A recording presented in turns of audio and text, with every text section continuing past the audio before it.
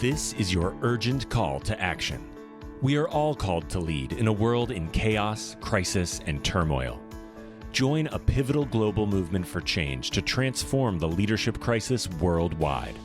Will you play it safe, or will you wake up, step up, and speak out? Like Nelson Mandela did for South Africa and the world, we need a radical new way to think, act, and lead, leading boldly into the future. Join host Ann Pratt, a Harvard Fellow and multi-awarded businesswoman, and unlock the best version of yourself to revolutionize leadership with what the world needs now.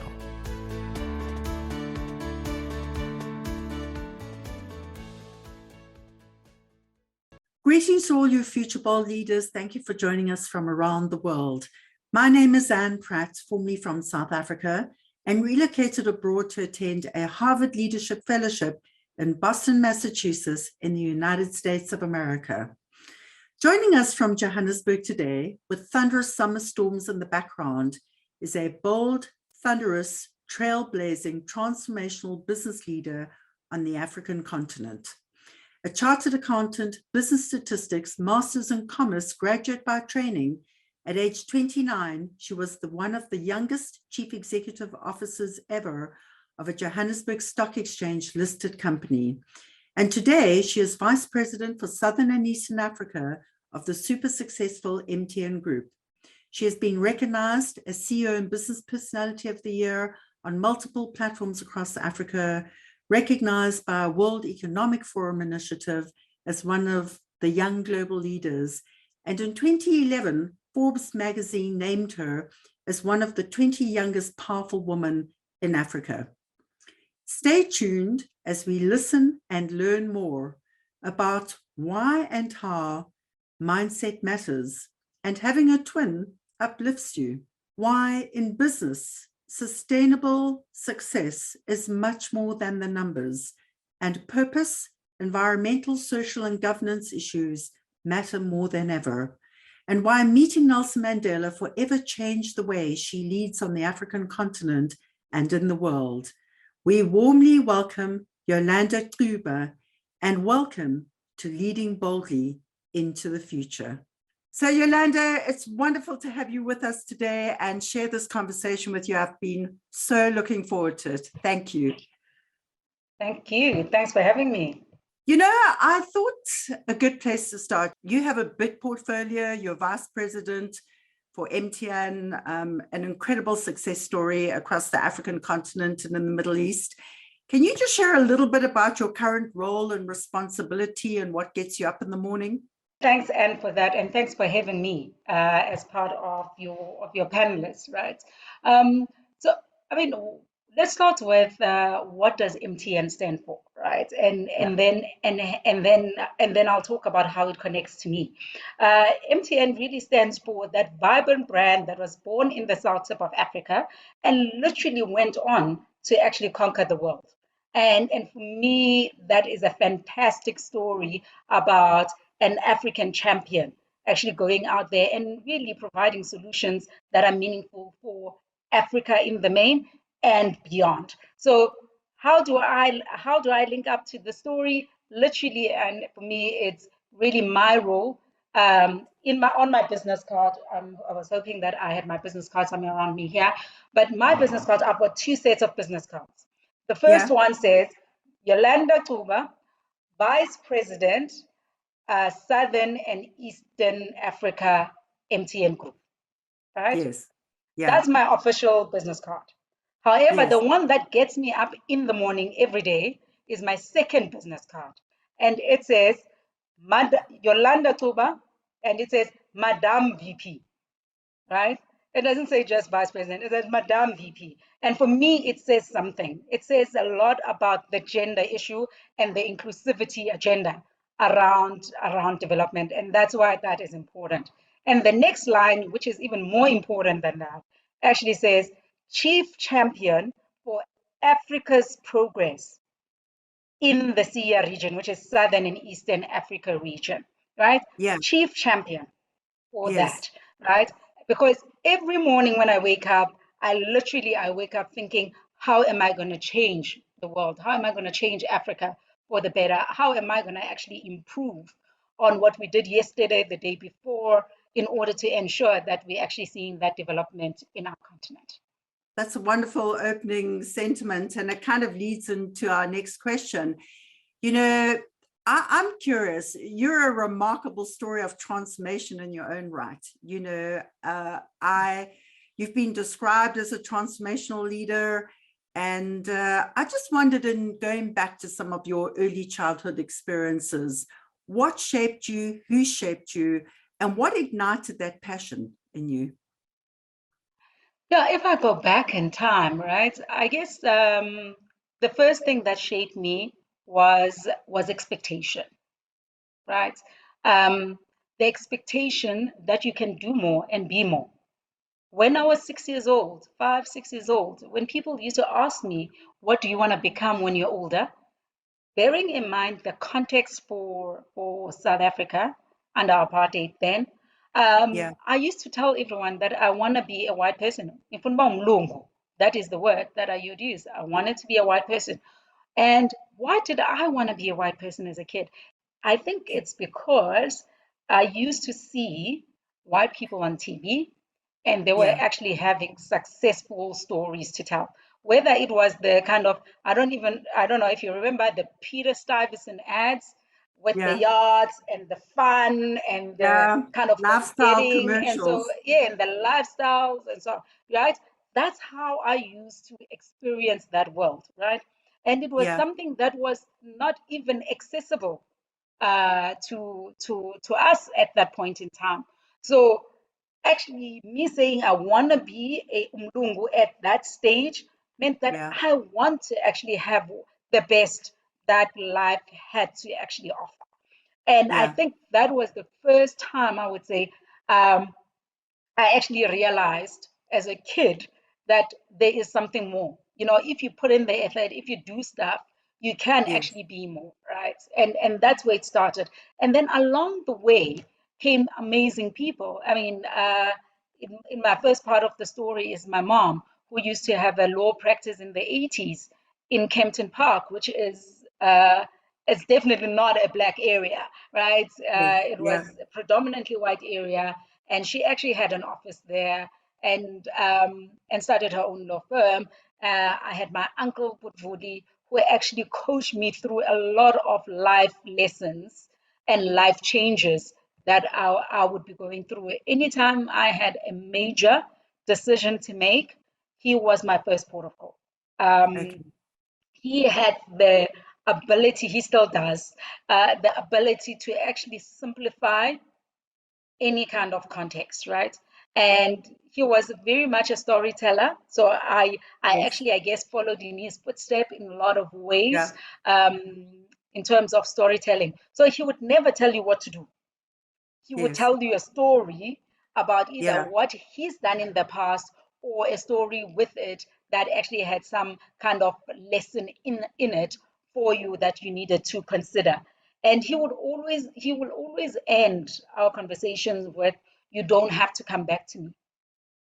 When you okay, make the decision, you do not yeah, have to come back to me. In other words, your decision is yours. You are not accountable to me. You don't have to explain it to anyone. You don't have to justify it to anyone. It doesn't matter how much you respect the people. It is your decision. And if you want, you do not have to actually tell the soul. So, and that actually liberates decision making, right? You are yes, able to actually aspire for more without actually feeling like there's someone who's actually holding a pen, a red pen, and saying you can't go beyond this point because it doesn't sound reasonable, right? So yeah, so I've had people like that in my life. I've had great mentors in the form of Teke Sokole, who actually used to be my boss. I've had yes, Simon Sussman, who was the CEO and chairman of Woolworths Group always, here in South Africa. Yeah, I've had, and all of them are amazing in their own right. So I've been super blessed to actually have people like that in my life. I've had Joe Marcus. Yeah, you know, I've had many interesting and yes. fabulous people. Yeah. So can you take us back to a moment in time in your childhood? One of those moments where you had to go to that wonderful uncle of yours, a difficult, challenging, dark moment where what was the moment? What was the light bulb moment and what he shared, and how did you pivot out of that? Yeah, I guess the first moment that I would say was a defining moment with my Yeah, uncle was when we were about 12 years old. It was myself, my twin sister, and my cousin. And my cousin he's a year younger than us, but we grew up pretty much together. yeah. And he had asked us to computerize and capture the stock system in my aunt's shop, right? Okay. I mean, at that time, we were playing games. You know, what Yeah. he's asking us to do is look at a piece of paper and keep on capturing all the SKUs and put a Yes. price to it and all that on a computer system, right? Yeah. Yeah. And we're sitting there and we're like, oh, why must we do this? Like, I mean, we're kids, right? We're like 12 Yeah. years old and so on. Yeah. And we're like, this is not a fun way to spend a Saturday, right? And it took us about 2 weekends to actually do that, right? Yeah. Because obviously during the week we were at school. And after we'd done that, he came back on the second Saturday, you know, and he asked us who has been doing the work. And then Yeah. I'm like, me. And then my sister is like, me too. And then I'm like, but I've done the most work.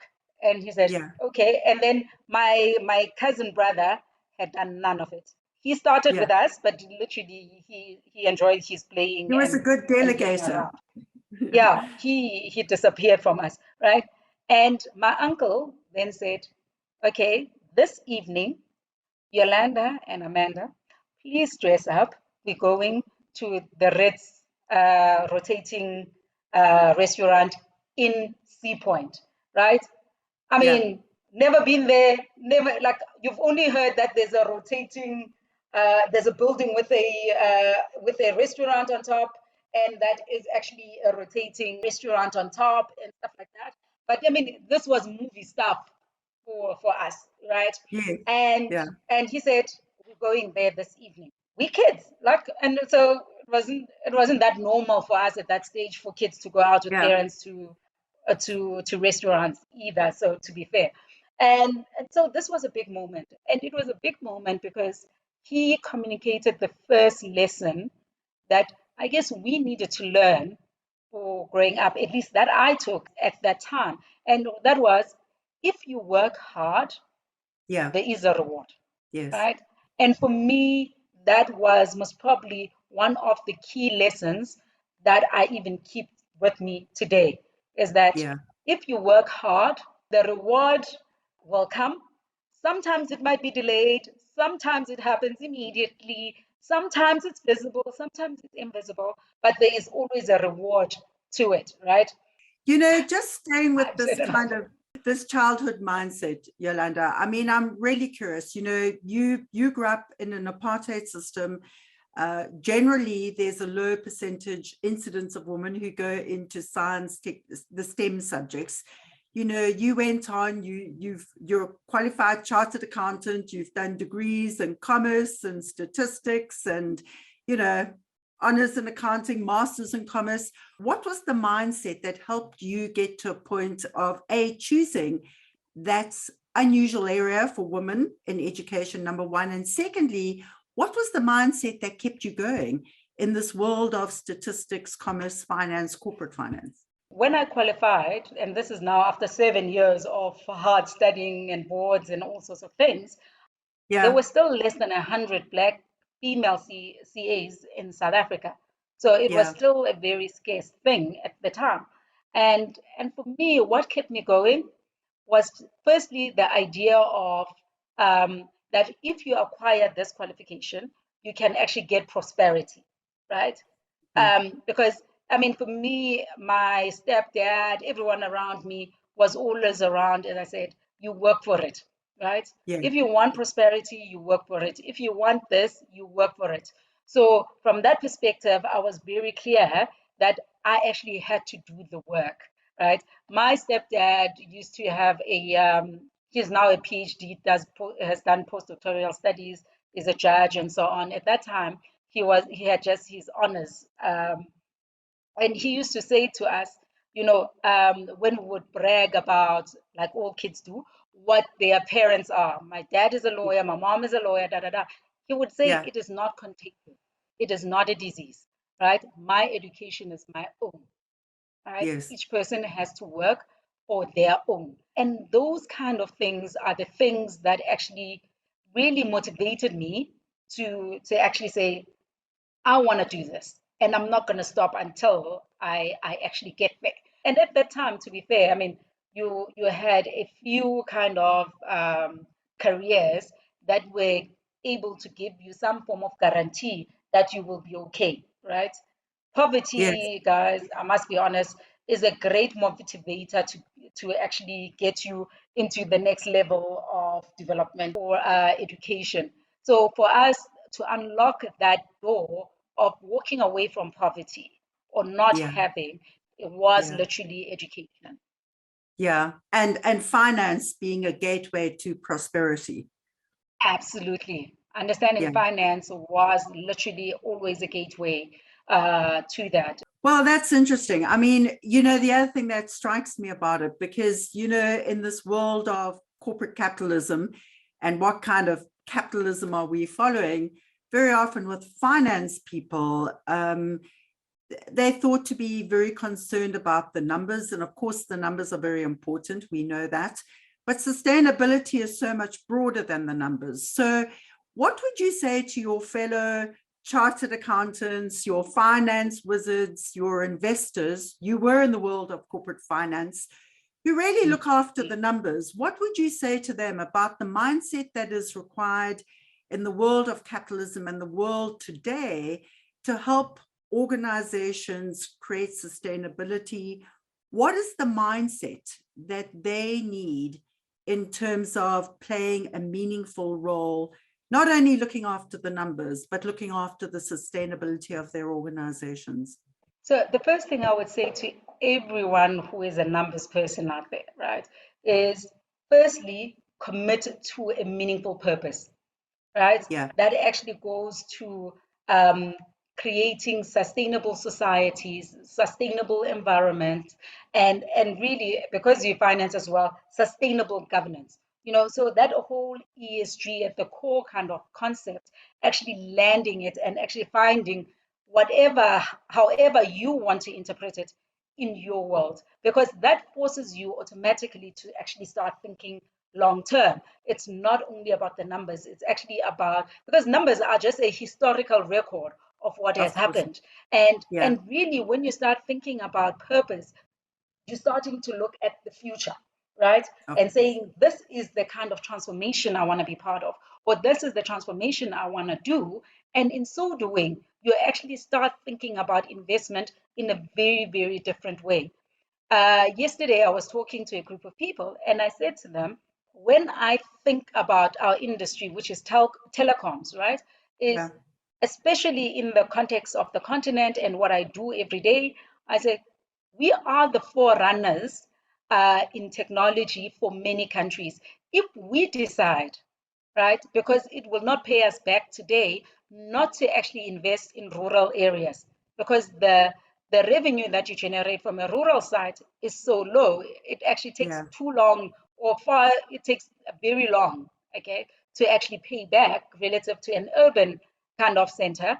Then you would Sure. say we shouldn't actually invest there, right? Yeah. However, if I understand the long-term purpose, that it's actually about the progress of the country and actually us being either the inhibitors of progress or accelerators or catalysts of progress, then I would Sure. look at that very differently.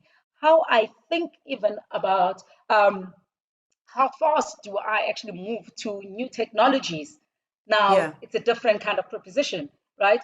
And to the skeptics who say that the world of business really is about returns to shareholders, and that's wonderful, in terms of making an impact. But at the end of the day, if our commitment is to our shareholders, what would you say to the skeptics about the financial performance of an organization like MTN that has in fact been driven by purpose, focused on sustainability, and had phenomenal financial performance. What would you say to those skeptics? I would say to the skeptics, there is enough research that shows that socially responsible companies actually tend to do better in the long term, right? I mean, there's enough research. You can just Google it yourself.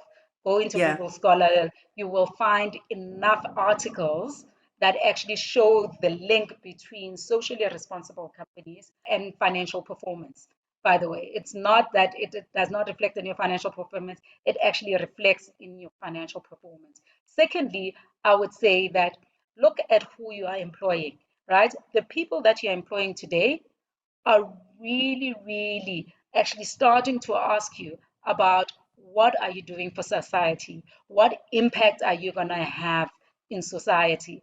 And because of the change in your labor force, right, and what they are looking for, then you sure. will actually be forced to actually go into this space, like it or not, and you will go into it screaming and crying, but you will get into it. It's much easier when you proactively get into it. And the third one I would say is what we're seeing from investors, right? Yeah, Investors are now asking specifically, what are you doing from an ESG perspective? Before they talk to you about their numbers, they're actually saying on all the key indices around sustainability and ESG, how are you doing? So, I mean, like 3 years ago, I wouldn't actually, if someone asked me who's Sustainalytics, I would be like, who's that? Right? yeah, Now, as soon as you mention Sustainalytics, what's your rating on Sustainalytics, and so on, I'm on, right? of course. It is that important now, is that investors are starting to choose who and where to invest and how much to invest based on your actual pledge to sustainable long-term impact in society and on Yeah. the environment. Yeah. And of course, you made an important point about, how, if you're not doing this proactively, you can go into kicking and screaming, as you said. Can you take us back to a very specific example, take us back in time when you had a difficult decision or a difficult moment inside an organization, whether in your current or previous? What was that moment? How was everyone kicking and screaming? How did you pivot out of that? What was the catalyst for change? Okay, I can't mention the countries and I can't mention the people involved. However, I Yeah, can tell a little bit of a story around it. In some of the African markets, we do get challenges once in a while around digital human rights, where you're being asked basically to um, to to switch off internet, for example, or social media or whatever, and because there's an election or there's an uprising or there's political opposition, whatever, right? yeah, And it's those difficult, you get into those difficult positions. And the one time I was in one of those difficult conversations and periods, to be honest, because it lasted for weeks on end, where we were basically saying, we will not do what you government are asking us to do. And basically, we said, we can't do this with you as government, and so on. They threatened our people on the ground.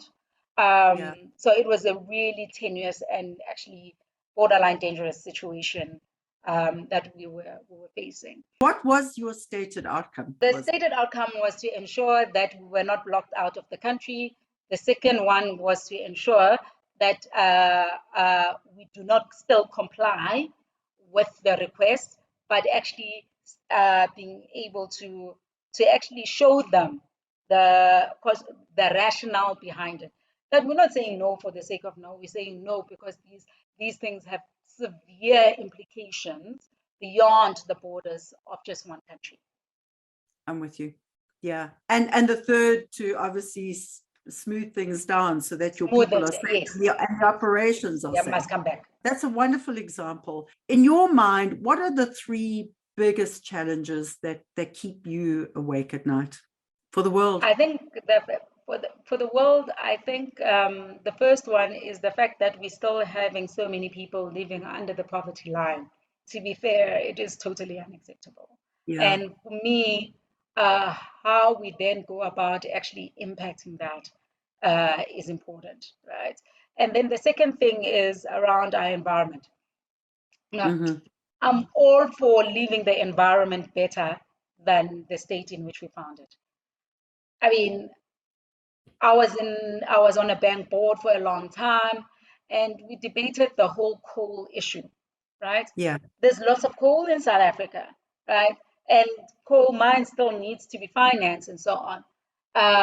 However, if I then say I want to commit to a better world than what I found, it does Yes. mean then that I actually have to support the notion that says actually not building any more coal mines is the right thing to do. The third one is really around including the excluded, using technology. I look at my role and I say, how do I use technology? How do I uh, use our telecoms infrastructure to enable people, to actually link up people, to connect people, and ensure that they are sufficiently empowered to do what they need to do, right? Because I'm not going to do what they need to do, but I can surely enable them. If I ensure that our connectivity is up 99.9999999% of the time, then it means that they are able to find solutions that now are of a higher quality or higher requirement in terms of uninterrupted services. And how do we lower latency in order for them to actually bring out products which they can interact with someone in another country seamlessly without Yeah. having latency issues. Yeah. How do we ensure that there is stability in the networks that we provide? How do we ensure that our data pricing is appropriate for each market that we serve? That we actually are not overcharging in key markets where everyone is not able to afford in that market, for example. And is there an example you can share with us where you have actually done that? Because obviously, from a business economic point of view, this decision around different pricing models for different segments of the market, is there an example where you've been able to do that and do well and do good, but change the model Yeah. to be more inclusive? Yes, absolutely. So I'm going to tell you this, but you most probably have never thought about it before. Calling a service center. When you have a problem with your mobile service, you call a service center and they deal with it for you, right? Yeah. Electricity, you do the same, you call a service center. What Yeah. happens when you are hearing or speech impaired? You Mm. can't, right? Yeah. You can't, someone can't hear, I mean, you can't talk or you can't Yeah. hear, Yeah. right? And basically, that's one of the areas that I have decided, and I decided many years ago, to make really an impact on. To say, actually, if we are truly about including the excluded, then we must actually walk the talk. So, what is your definition of bold leadership? I think bold leadership is really around actually saying, you know what, even if it's not popular, right, I will do the right thing. Yeah. you know, and Yeah. basically saying in everything I do, I commit not to coming up on top as my priority, but to coming out right as my priority. And for me, that is what drives me today, right? Is to say, actually, I want to come out right. Because if I want to come out on top, sometimes it means I have to trample on some of the principles that I hold, yeah? Whereas if I actually commit to coming out right, it means I have to actually include equity deliberately in my consideration set.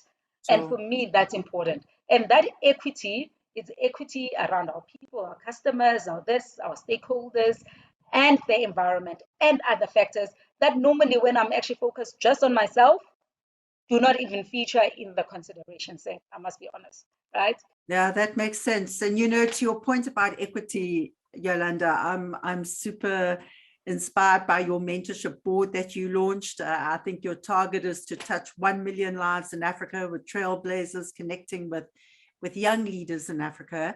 And what intrigued me was that you have a specific goal of reaching 70% women and children in those 1 million lives. What is it about the inclusion specifically, and why 70% of women and children? Firstly, I mean, for me, around why inclusion, I believe education is important to unlocking real potential in people. The Yeah. difference now between a kid that is in the US and the kid that is sitting somewhere in Africa is no longer information, because now there is no information asymmetry. You know, they can access exactly the same content the same day it is actually released by whoever, right? However, Assuming what they have is the missing, connectivity. yeah, Assuming, assuming yeah, connectivity and everything, yeah, right? So what then would be the differentiator? The differentiator is the level of exposure that you have, yeah, you know. So now what we are trying to do with the mentorship program is literally facilitate and be a bridge in that space. Once you've dealt with a doctor, the likelihood that you would then actually aspire to be a doctor and actually ultimately achieve what your goal is actually grows exponentially once you know of a course. doctor, right? Yeah, And yeah, once you know that there is a specific kind of career choice that you can follow that is non-mainstream, that is not a teacher, a nurse, a lawyer, or an accountant, and so on, that there is a plethora of other things that you can actually follow that is aligned to your passion, right? All of a sudden, now actually creates opportunities for you to actually follow that, follow your passion, and then make it a career as well, make it a business as well. So for me, that is what the mentorship boardroom is about. And then you ask me, why 70% women? Today, women are still grossly underrepresented, and they're yeah. underrepresented by that factor of 70% in most cases, right? Because you're actually getting women at about 30% of the workforce in a lot of areas in senior position, right? Remember, Yes. I'm actually focusing a lot on future leaders. Just on a lighter note, a couple of fun facts about Yolanda. What is your favorite childhood memory? Driving from Joburg to Cape Town and standing on the side of the road and eating the picnic basket. How old were you, and what was fun about it? 5, 4, around there. You know, Yeah, on the side of the road, the municipality provides the tables and the white chairs, yes, and it yeah, just invokes that kind of childhood, uh, um, like being taken care of, right? And being with your family, because I mean, there it's normally your mom and your dad that are driving you from one place to the other, and a sense of journey, like we're a going sense of somewhere. journey. You know, And was it yeah, with your yeah, mom and dad? Was it with your yeah, mom and mostly dad? with my mom and dad. Your mom Yeah. and dad, yeah. What is one thing that people know, people don't really know about you? Is that I am studying towards my private pilot's license. Okay, okay, that's wonderful. Yeah, I studied it under COVID. Really Yeah, interesting. I couldn't do my hobby and I had to find a new hobby. So I started What was studying your hobby before? ballroom dancing and Latin American. Ah, okay, that's wonderful. And what is the one thing you love most about having a twin sister? It's like you actually have someone who is sort of more joyful and happy for you whenever things happen. And when bad things happen, they are the ones that are sadder than you, right? So they cry more than you when something bad happens. And when you're happy, they are the ones that are jumping on the bed on your behalf. So you actually Yeah, live vicariously your emotions through them, looking at them. You're like, this just happened. I call my sister, this just happened, right? And she's like, I'm coming. And then when she comes, she's jumping all over the bed and being happy and yes, whatever. And you're like, yes, oh, I was supposed to be happy, right? You know, yeah, you know this. And, you know, because you live in your own body, right? yeah, It's very yeah, difficult to be excited about good things that happen to you. Although it's hard to, I mean, it's easy to actually feel the pain when bad things happen. But when yeah. good things happen, you actually don't celebrate it as much as oh, this is something wonderful. So I have someone who actually does that, and I'm like, okay, that's how I'm supposed to be feeling, you know. So And yeah, does she so ignite it's that in you? Do you then get into that yeah, emotion? yes, you know. So you You also do. get into it because they are doing it, Yeah, right? So that's one of the most beautiful things about being a twin. And does Amanda live nearby?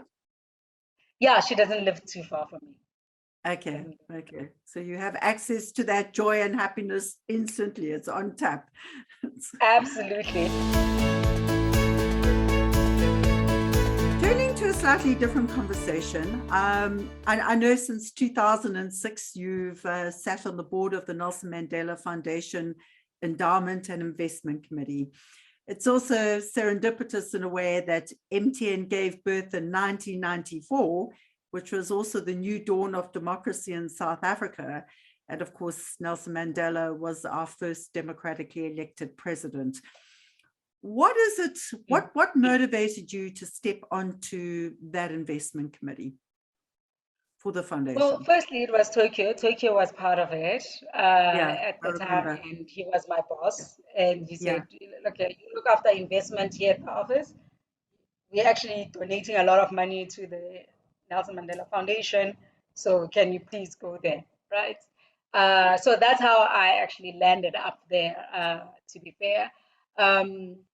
And I've loved every minute of it, because every time you go there, you know that you're part of building the sustainability of a leader such as Nelson Mandela, right? I mean, I don't think we'll ever have a leader like that in the next century. For me, meeting, talking, engaging with someone like Madiba was unbelievable. We never had deep conversations, I must be honest. I wasn't part of his inner circle in any way. It was generic conversations that we would have in the midst, a lot of times, of other people also in the room. But it was always meaningful, right? I remember after the first time he met me, he had come to the office in Melrose. What year was that? It was 2003. Tokyo called me into his office just to say hi. As I was leaving, he says, she walks with such grace. And I was like, yes, yes, yes, but I think he said it deliberately so that I could hear it, right? Yeah. And for me, that's what actually epitomized the man that is Nelson Mandela, right? He would introduce himself to you as if you don't know who he is, right? And he'll be like, hi, my name is Nelson Mandela. Like, yeah, right? I don't know who you are, right? And so for me, that kind of humility, was something that I never got over about his leadership style. And that comment that he made that day actually taught me a lot. How did you feel? It felt amazing, right? And that's what it taught me. It taught me that actually overhearing someone saying something good about you is actually better than when the person says it to you. If I tell you now that Anne is beautiful, right? I love her hair. I love your hair, Anne. You'll be like, oh, thank you very much. But if I'm talking to someone else and I say, like, Anne's hair is amazing, right? And you overhear that, you will believe that. You will have no kind of inhibitions around it, and it will feel good, because we are these animal creatures, right? Where society is important, being actually feeling and being empowered to someone else, right? And someone else talking well about us to other people in the sense of community is important. So so you can tell it to me, it feels good, but if you want to affirm me, tell it to someone else and let me overhear. Yeah, and sometimes it's not always possible to overhear those comments. So what would you say about what you learned from Madiba about sharing those affirmations, even if it's not possible for people to overhear it? I think what I was saying is that I think he did it deliberately. And that was the issue, is that it was a deliberate action. So Madiba actually had lots of deliberate actions that he would take. So apparently he would read a newspaper and he'll see someone who actually has fallen on hard times. He would ask Zelda, his PA, to actually call the person and the Yeah. person would not know him from a bar of soap. He wouldn't know the person from a bar of soap because he read the story in the newspapers, and he would call them and say, "Hi, I am Nelson Mandela," right? And the person was like, "No way," right? And they're like, Yeah. "No, it is Nelson Mandela," right? And Yeah. Zelda will speak to them obviously first and so on. But you know, that reaching out to Yes. people when they are down is Yes. super important. It is Yes. then that people need the most support, Of course. that we actually have to actually show up for Yeah. them. And that Yeah. was what his leadership kind of, those kind of humane things, I really took a lot of inspiration in my own life from Yes. Madiba, I must be honest. You know, Yes. these are stories that most people never tell about him, but Yeah. these are the things that actually, for me, made him who he was. Giving those Yeah. little compliments to people. You know, you don't have to be in the same room to give compliments. You can write an SMS, a WhatsApp, a text, whatever. You can write an email, a one-line email, actually giving someone compliments or actually affirming what they've done to be the right thing. You know, and that would feel good. I remember when Yeah. Lindiwe became the official kind of opposition's head of parliament, Lindiwe Mazibuko, right? Yes. I Yes. didn't know her from a bar of soap. I actually did not know this lady at all, right? Yes. At the Yes. time, right? Yeah. I She was with remember asking the my DA, PA, Democratic. Yeah. Yeah. yes, she was the Democratic Alliance. Nice. And by the way, I mean, I wasn't for the Democratic Alliance at all, right? I Yes. mean, well, I was like on the opposite end of it, to be honest. And however, I recognize the position and the ceiling that she was shattering for women, right? Yes. And I actually asked my PA to actually give me the biggest bouquet of flowers that we've ever actually that you could actually get for someone in Cape Town, right? Yes. And we Yeah. got that. And I remember actually walking into Santon and I said, I want a special gift that she will never forget.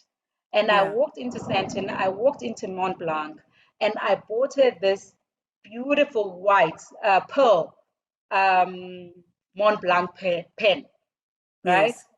Yeah. and and basically gave that to her as well as a gift to say thank you for what you are doing for women in this country, Wow. right? Wow. And that's all it was, right? It was thank you for what you're doing. The fact that I don't believe You in had what the different DA stood political for views. and You were whatever across.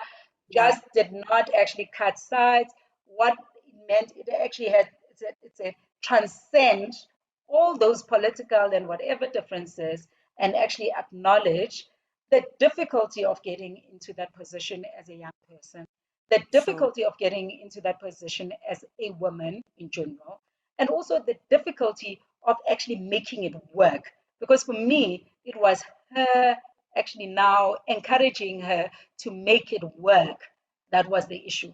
You know, getting there might be easy, but staying there is Sure. really hard. It's hard. And I have to ask you, how did Lindiwe respond? And are you close today? She actually called me. She called me. She did that. She She called called you. me, right? And that was the first time we actually ever spoke, right? And last year, so I've got a group called the Mentorship Circle. So I take a group of people every year that Yeah. I mentor, right? And last year, she was one of our speakers in March last year to the Mentorship Circle. And she, for the first time, she actually spoke about this, you know? Wow. And you know, you actually forget about these things. You Yes. actually literally forget that you've done these things. Yeah. And she said, you know, you cannot imagine how empowered, how affirmed, and how kind of supported I felt when I saw Yes. these flowers. I'm like, Yes. and she was like, I had never gotten these kind of flowers before. I had never, you know, and she said, Yes. you have no idea how it felt like, you know. And it was That's the first amazing. time she actually had spoken about it to me or Or anyone else, I publicly. guess, in publicly about that, right? Because we've never spoken about it. She just said thank you, and that was the end of it. And yeah, I wasn't expecting anything from her. It wasn't done for any kind of gain. Well, I think that's an important point too, Yolanda, that it's not done for any gain. It's done from a very open-hearted, authentic space. And just coming back to Madiba, I mean, you make the point, is that part of the lesson you learned from him? And of course, we know that Madiba did that across various divides. It was very inclusive. He reached out to all sorts of people that people wouldn't imagine that he would be connected to. I mean, was that part of the learning and the lesson from him, from your moments with him? Absolutely. Absolutely. I mean, for me, that was a key lesson. So the privilege that I've had is to have Tokyo as a boss for about almost 10 years. And Yes, Tokyo lives Madiba's values pretty much every day, right? yes, yes, Sometimes to the point of no more now, right? And so what I did not learn from Madiba directly, I learned indirectly through Tokyo. I'm with you. Yeah, because Tokyo You know, was on the board of the Nelson Mandela Foundation. In Board of fact, Nelson Mandela Foundation yeah, was actually super, super close to Madiba. And yes, the reason why we could have access to Madiba as well was because of Tokyo. It wasn't because of how important we are in the scheme of things. It was because of the relationship between the two of them, which actually transcended politics, right? of course. And they were together on Robben Island, right? Yeah, So all that put together, Tokyo was a real student of Madiba and Madiba's yes, leadership. yeah. In He fact, he speaks about it often. yeah, and I remember actually in the moments when we worked very closely with the board of the foundation as well, actually Tokyo being in those meetings and stuff. Just ironically, 2003 was the first time I met Madiba in person as well. I mean, and of course, Tokyo was, a very important member of that board, and Bella Panda made contributions to the Nelson Mandela Foundation. And so what a great privilege and what a wonderful place to be. Do you think Mandela's leadership is relevant today? And if so, how relevant for this moment in time? More than ever. More than ever, to be fair. I mean, Madiba was a consensus-driven leader, right? Mm-hmm. And that's important. But he was also decisive, right? And for me, that's what matters is, you actually have to know when consultation is over and Yeah, it's time to make the decision yourself, right? yes, And we've actually seen him time and again actually do that in order to move the country forward. You know, yeah, I do not believe we actually would have moved as far without that. Him, for example, walking out with the rugby shirt, I think it was Pina's shirt, 1955. yes, Yeah, was an yeah, important and seminal statement. He wasn't gonna come out, the plan wasn't for him to wear that. That wasn't the plan, right? It was his decision that actually, where he actually chose to do that, right? yes, And for yes. me, those are the important actual kind of pointers that we need to have as leaders. Is to say, actually, leadership is not a popularity contest, right? Consultation is important and being consultative is important, but it doesn't actually abdicate your responsibility of making the decision. And Of course. sometimes I see leaders actually do that, right? Yeah. And that's why sometimes we actually end up in a vortex. I look at things like our electricity provider, Eskom here, actually not being able to resolve load shedding since 2008 or 2009. You know, Yeah. in business, if I was telling you that from a telecoms infrastructure provider, that we are not able to solve 2G, you can't have permanent 2G, we actually have to load shed you and cut you off at certain times. You would never accept that after Of so course. many years, right? And so for me, our patience around it is actually not Yeah. justified anymore, Yeah. anymore, Yeah. right? And it takes true leadership then to actually change where we are. So if you ask me, is Mandela's leadership kind of philosophies and key leadership styles and way of thinking relevant to today?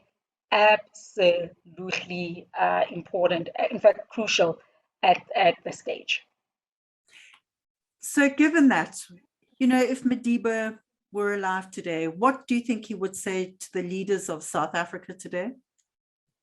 I think he would say, just get on with it. I think he would say, absolutely unacceptable. You know, he left us with a good legacy after his presidency, right? And it was for us to take it to the next level.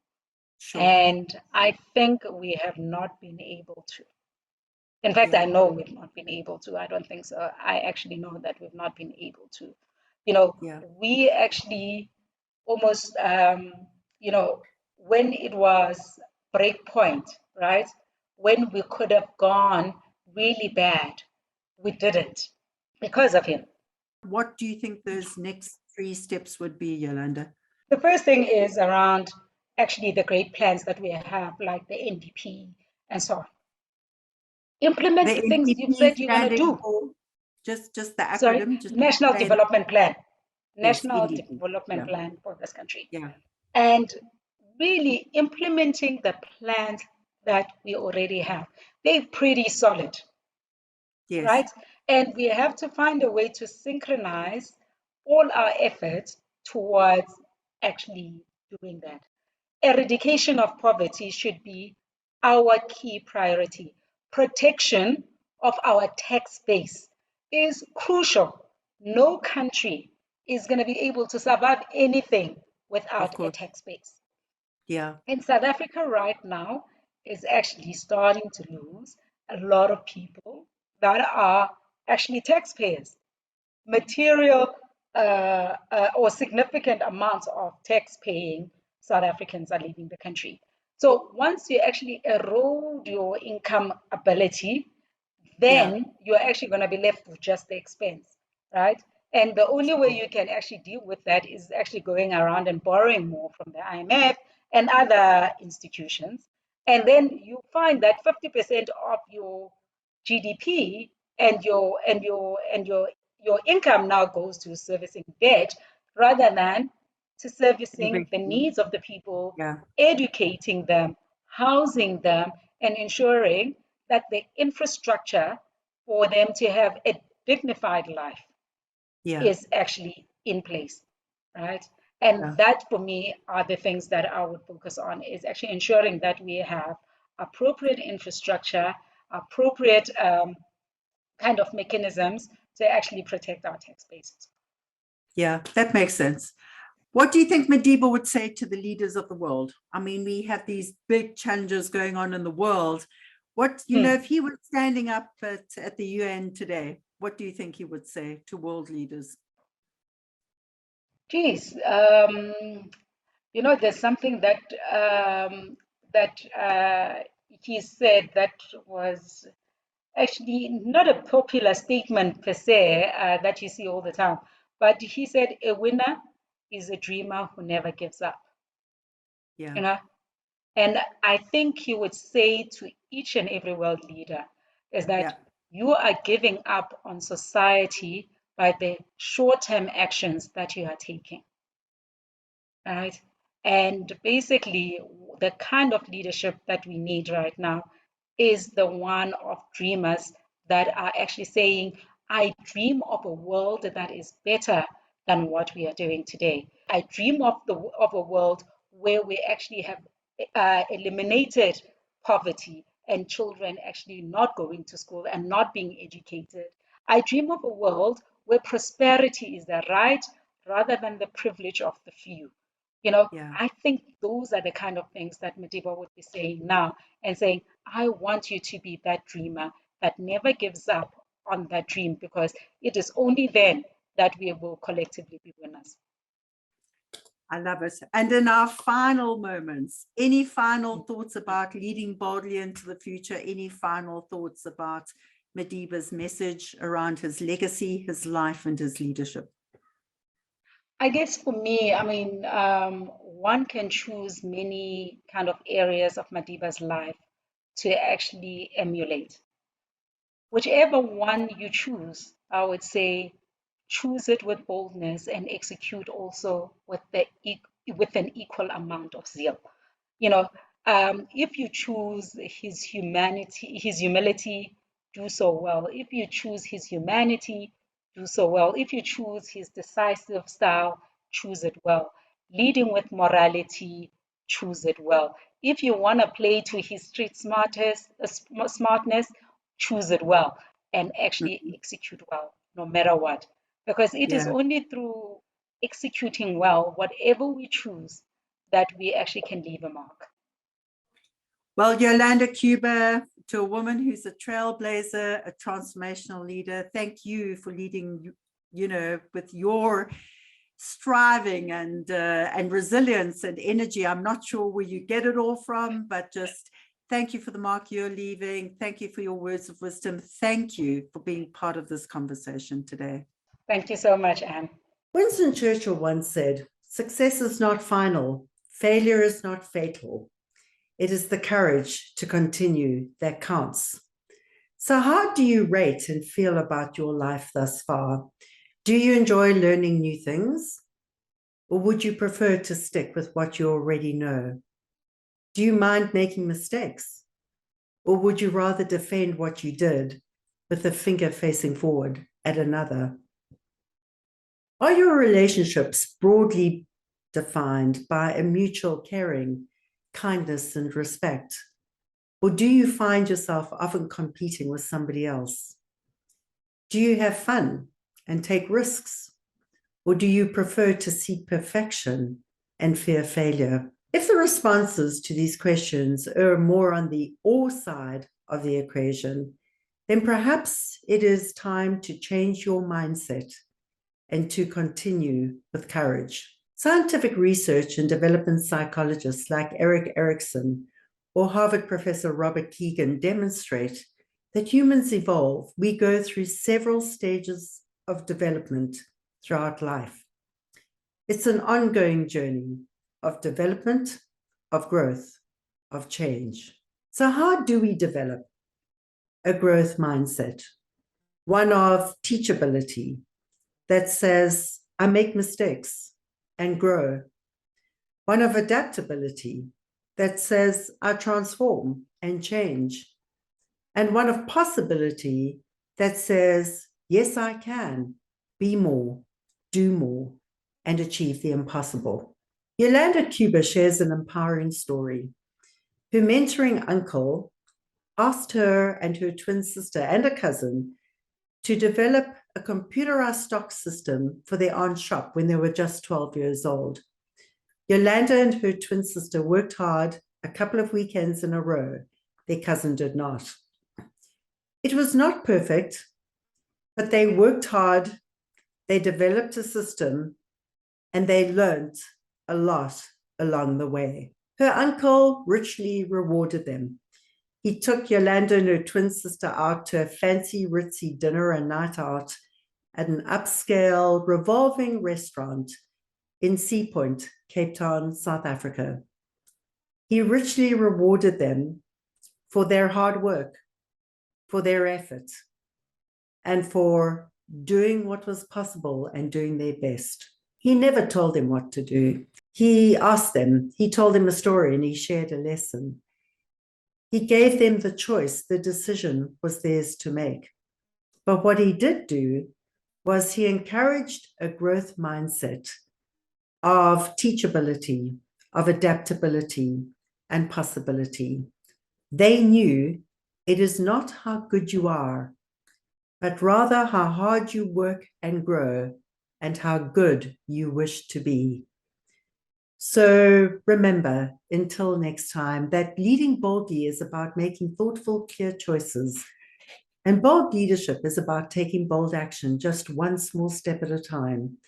One step for you, but together, a giant step for humanity. So come back soon, share with your friends, and join this global Mandela Leadership Movement for Change. Why? Because the world needs you to lead boldly too. Take care and take thoughtful, bold action.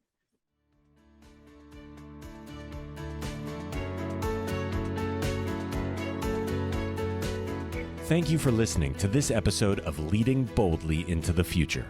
Please find links and connections mentioned in this show in our blog and never miss an episode by subscribing at anne-pratt.com. That's ANNE-PRATT.com. May these insights from inspiring industry leaders, remarkable disruptors, and courageous champions of change bring forth a brand new you, emboldened, empowered, and ready to inspire hope. Come back soon, share with your friends, sign up on anne-pratt.com and join our movement for change. Why? Because the world needs you to lead boldly too.